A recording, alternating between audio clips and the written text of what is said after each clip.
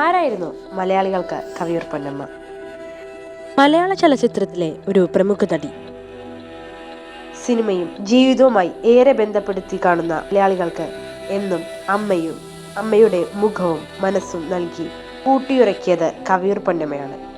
മികച്ച നടിക്കുള്ള സംസ്ഥാന ചലച്ചിത്ര അവാർഡ് 1971, 1972, 1973, 1994 എന്നീ വർഷങ്ങളിൽ ഇവർ നേടിയിട്ടുണ്ട്. പത്തനംതിട്ട ജില്ലയിലെ കവിയൂർ എന്ന ഗ്രാമത്തിലാണ് പൊന്നമ്മ ജനിച്ചത്. മലയാളികൾക്ക് അമ്മയാണ് കവിയൂർ പൊന്നമ്മ. കുട്ടിക്കാലം പൊൻകുന്നത്തായിരുന്നു.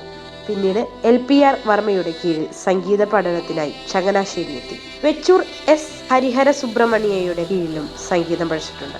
14-ാമത്തെ വയസ്സിൽ അന്നത്തെ പ്രമുഖ നാടക കമ്പനിയായ പ്രതിഭ ആർട്ടിസ്റ്റിന്റെ നാടകങ്ങളിൽ ഗായികയായാണ് കലാരംഗത്ത് വരുന്നത്.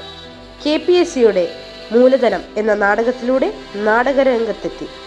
തോപ്പിൽ ഭാസിയെയാണ് തൻ്റെ അഭിനയകലയുടെ ഗുരുവായി കാണുന്നത്. സിനിമാ നിർമ്മാതാവായിരുന്ന മണിസ്വാമിയാണ് പൊന്നമ്മയുടെ ഭർത്താവ്. തൻ്റെ ആദ്യ നായിക ചിത്രമായ റോസിയുടെ നിർമ്മാതാവായ മണിസ്വാമി സെറ്റിൽ വെച്ചാണ് ജീവിതത്തിലേക്ക് ക്ഷണിക്കുന്നത്.